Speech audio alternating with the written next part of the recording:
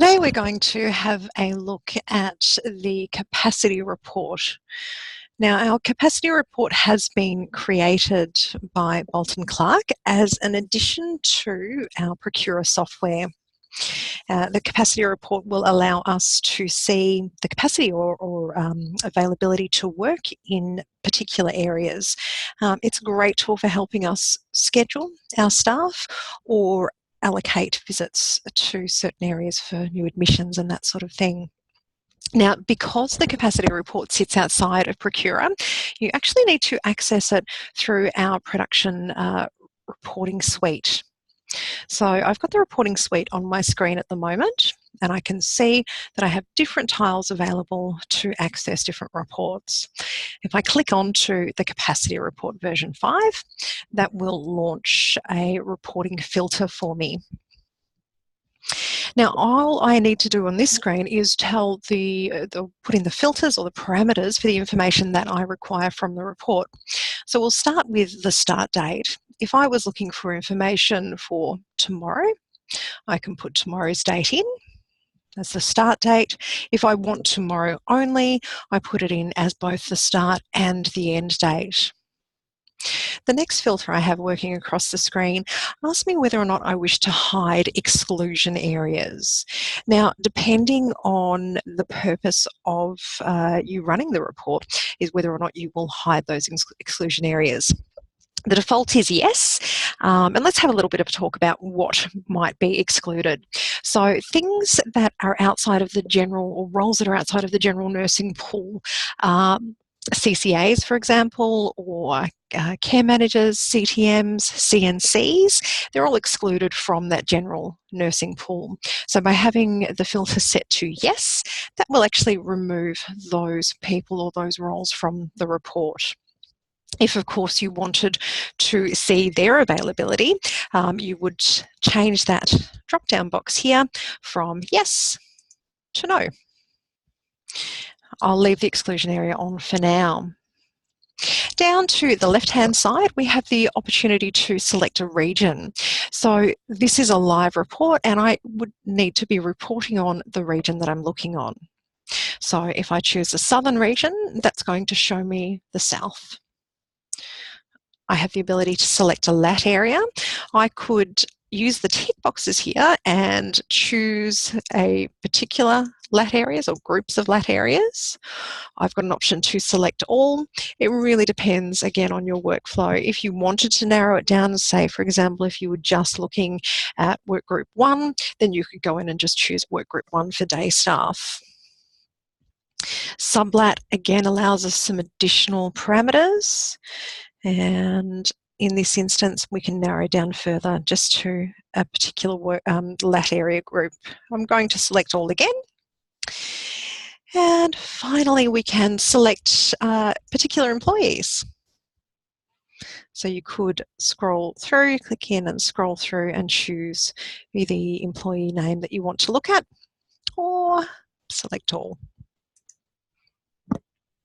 Now over to the right-hand side, there is a button here that says View Report, and by clicking on that button, that is going to generate our report. Now, to begin with, there is a whole lot of information in here, and basically this is just background information.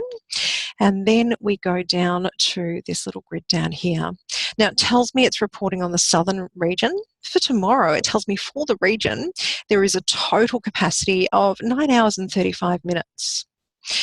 So I've got my total available hours, less the allocated, and that gives us less the allocated hours, and also I've got unfilled hours here as well, giving us our total capacity. So green generally means there is availability in the area.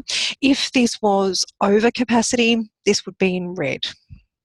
Let's drill down a little further. I can click onto the plus symbol here and expand, and this is going to break down the different work groups for me.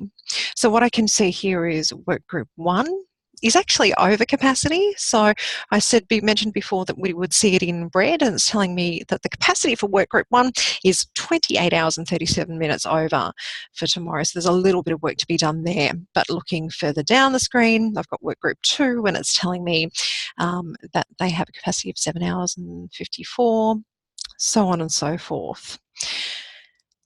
By expanding on the workgroup area, it will then break it down to individuals. So what I can see here in this first section here for ANIC, we've got travel time, a default travel time set aside for ANIC. We've got the shift, so from 7:30 a.m. until 4 p.m. So it's saying that they're working for an 8.5 hour shift, less their travel time, and also less their pre-scheduled breaks. So the 30-minute meal break and 2 10-minute breaks, all of that comes down to being their available time. Now, it looks like some pretty good scheduling's been done for this staff member. They've been allocated a total of 6 hours and 3 minutes, and they had available 6 hours and 15 minutes. So I would be looking at that going, look, they're definitely at capacity. There is probably not any room to add in any more visits. Further down, we're going to see the same information for a different staff member. Again, we have our travel defaults, we have their shift start and stop time, and their available and allocated time. But what we can see is we actually have 44 minutes available with this staff member. So depending on their schedule, there may be the capacity to actually put in another visit. Moving further down, and I can see for this care manager, we have them over. So they're currently over their total capacity. So they had an allocated time, available time of 6 hours and 15 minutes, I should say, and they've been allocated 8 hours worth of work, which has obviously pushed them over capacity, and they're now showing in red. So the report there's a lot of information available for us. The report is updated every time you either refresh by using this refresh button here, or clicking onto view report. That will actually update the report. Now, this report feeds directly from Procura, so it's extracting that up-to-date information when we are pressing view report or refresh. Now, at any time, you can go in and you can change these parameters. It might be that you want to look at the next week's capacity, and you could push out the end date. The broader your parameters are, the longer it will take for that report to generate, but it is generally fairly quick.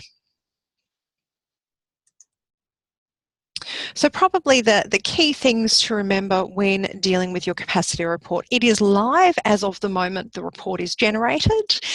If you make changes within Procura, they will not be reflected on the report until you actually refresh or view the report again. The report will represent the information that's in Procura, but there is no way of adjusting any of these figures in the report. It's effectively a view-only process.